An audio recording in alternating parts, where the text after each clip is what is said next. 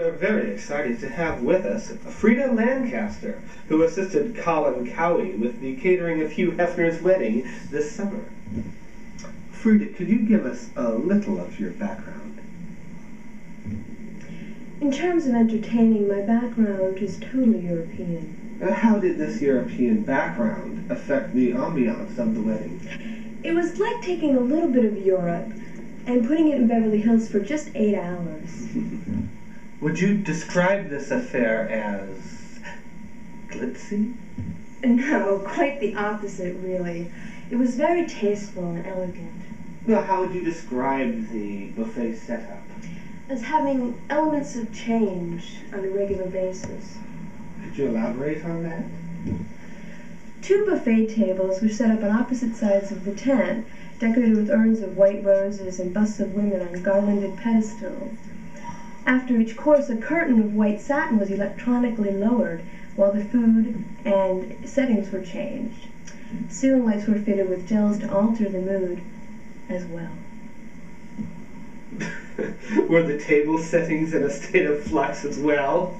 No. Each table was draped in white taffeta, with a centerpiece of white roses. White roses again? Yes, white roses were the only decorative flower we used. Interesting. And the tables? Each table had a copy of the menu displayed in an antiqued silver frame. Aha! And now, on to the most important issue here, the thing our listeners are dying to know. The menu itself. Well, we began the first course, of course, with caviar, served on purple satin by waiters wearing matching purple sashes. They were wearing nothing but purple sashes? Don't be silly.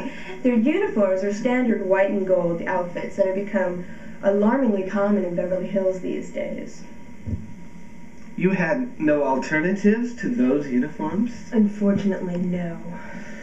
Well, the second course was, I assume, a cheese display. The cheeses were flown in from Europe and served on a sheet of glass that rested on a bed of real oak leaves. And the wines? The cheeses were accompanied by red wine and port. Lovely. And then you went on to the meat? No. Actually, the meat was preceded by an offering of fish, smoked salmon, smoked halibut, and watercress salad, served against a background of white trellis with ivy. After the smoked fish, the mood was altered rather drastically, I suppose. Drastic isn't really the word I would use. I would rather say elegantly. The buffet was draped in red satin and gold braiding, and bouquets of red roses, and the waiters had traded their purple sashes for red ones. I thought you said earlier that white roses would be the only decorative flower. That's correct. But I think red roses can hardly be called decorative. Do you? I guess not. I suppose they're rather essential than decorative. I should think so. Especially with the barbecued boneless lamb, New York grilled steak, and baby potatoes. And the backdrop for all this elegance? We featured a trompe-l'oeil scene of an opulent and decadent dinner. How extraordinarily appropriate. And after the dinner, the curtain descended and rose on the Viennese dessert table, trimmed in silver. The desserts included a black forest torte, Pivivieres, opera cake, and Napoleons.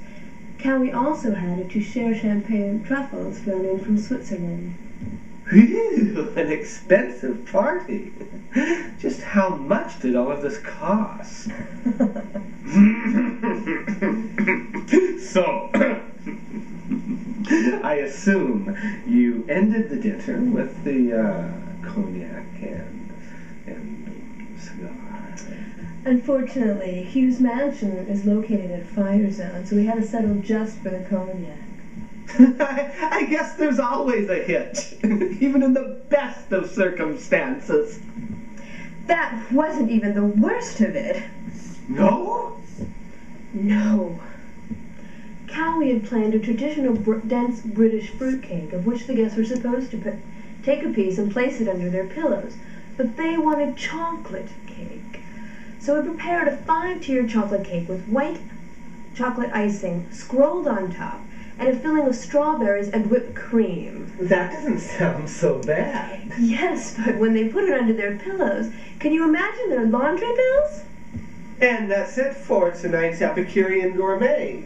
We've been talking with Frida Lancaster, who assisted Colin Cowes with the catering of Hugh Hefner's wedding this summer in Beverly Hills. Frida, thank you for being with us tonight. It was my pleasure.